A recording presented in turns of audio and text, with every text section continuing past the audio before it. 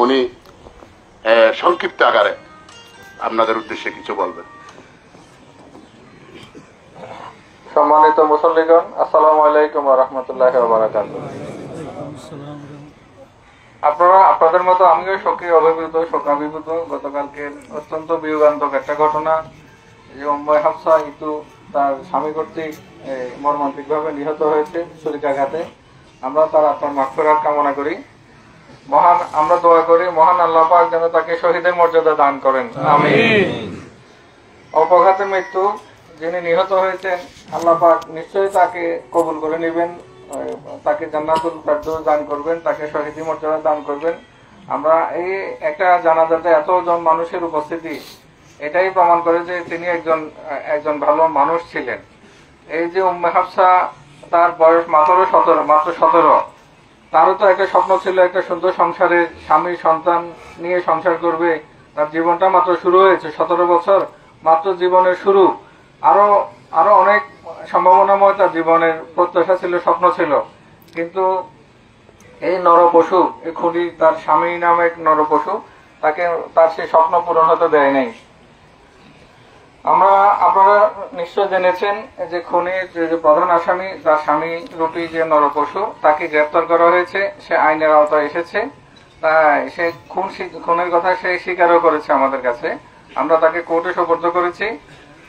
কোর্টে সে স্বীকারোক্তি, হয়তো সকালবেলা তাকে আমরা কোর্টে নিয়ে যাই। তো এই আপনাদের এই বিয়োগান্তক, আপনাদের এই মনের সাথে আমি নিজেও একাত্মতা ঘোষণা করছি। তো আল্লাহ পাক যেন আমি এই আসামিটা যেন ধরতে পারা যায়, এটার জন্য আমি আল্লাহর কাছে অকাতরে আল্লাহর কাছে চেয়েছি যে আল্লাহ যেন খুনিকে যেন আমরা অতি সত্বর ধরতে পারি। সে বাইরে পালিয়ে যাওয়ারও একটা সম্ভাবনা ছিল, সেই সম্ভাবনা মাথায় রেখে আমরা বিকল্প সবগুলো ব্যবস্থাই করে রেখেছিলাম। যাই হোক, আল্লাহ পাকের অশেষ শুকরিয়া, আপনাদের সবার সহযোগিতা, সবার দোয়ায়, আমাদেরও চেষ্টায় আসামিকে আমরা ধরতে পেরেছি, মূল আসামিকে। ঘটনায় যারা আরো অন্যান্য জড়িত আছে তাদেরকেও আমরা আইনের আওতায় আনবো, সবাই গ্রেপ্তার হবে। ঘটনায় যারা জড়িত আছে অবশ্যই আইনের আওতায় আসবে। আপনারা সবাই, বাবা হামিদ ভাই এবং তার মা, উনি এখন হাসপাতালে অত্যন্ত যন্ত্রণাময় সময়টা পার করছেন, তার আরোগ্য কামনা করছি। তার পরিবার জন্য এই শোক সইবার ক্ষমতা আল্লাহ পাক তাকে দেয়, আমরা সেই কামনা করছি। আসসালামু আলাইকুম ওয়া রাহমাতুল্লাহি ওয়া বারাকাতুহু। সম্মানিত উপস্থিতি, একটু অস্বাভাবিক মৃত্যুর কারণে আপনাদের হয়তো কিছু কষ্ট হচ্ছে, আমাদেরকে ক্ষমার চোখে দেখবেন।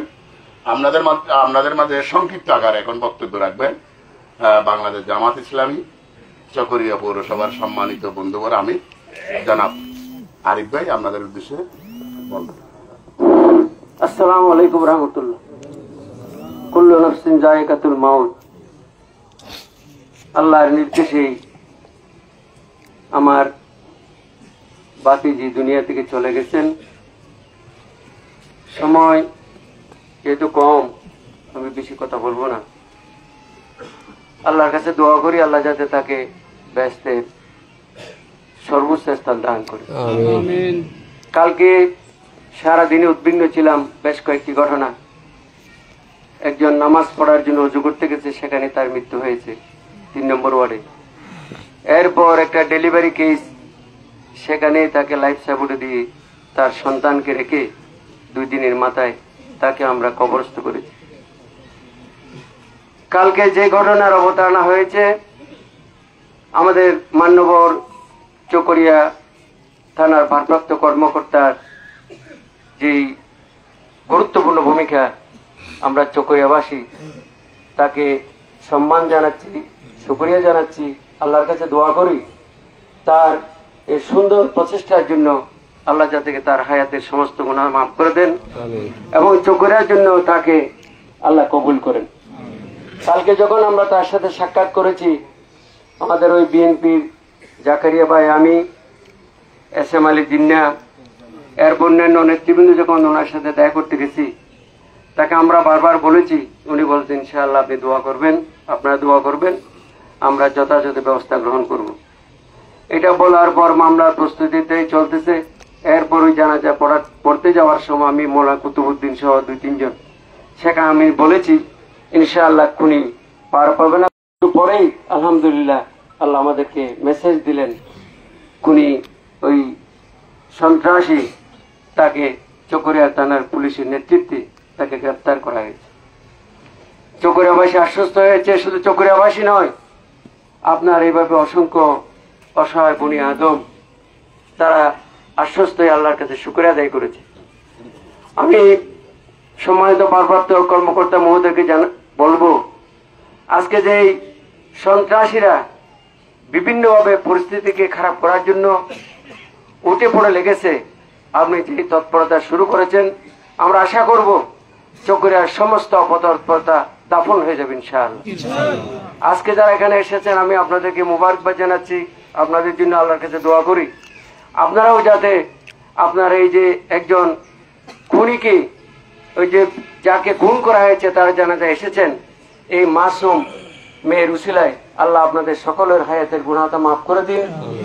আপনার আজকে জানাজাকে কবুল করুন এবং বিশেষ করে তার ওই মেয়ের মা যে কোনো মৃত্যুর সাথে পাঞ্জা লড়ছে, আল্লাহর কাছে দোয়া করি আল্লাহ তার মৃত্যু যন্ত্রণার মাধ্যমে তার সন্তানকে ডেলিভারি করে লালন পালন করে বিয়ে দিয়েছিল, তাকে তুমি সুস্থ করে দাও, তুমি তোমার কুদরতে হাত দিয়ে সুস্থ করে দাও।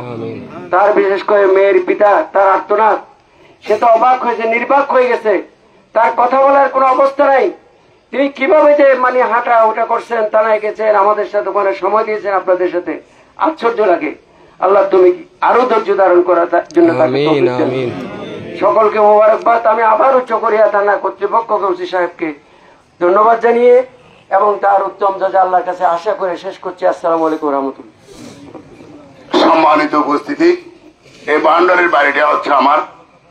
আমি দীর্ঘদিন এখানে 2010 সাল থেকে 16 সাল পর্যন্ত আপনাদের ভারপ্রাপ্ত কাউন্সিলর হিসেবে দায়িত্ব পালন করছি। আমার 4টে মেয়ে ছিল, আমি জানি না, উনি আমার একজন নাতি ছিল, আমার নিকটতম আত্মীয়। আমি কালকে চিটাগং ছিলাম, ওনার মাকে মেডিকেলে ভর্তি করেছি। আল্লাহ পাক যেন, আপনারা সবাই দোয়া করবেন, আল্লাহ যেন তাকে মৃত্যুর দোয়া থেকে আমাদের মাঝে ফিরিয়ে আসে।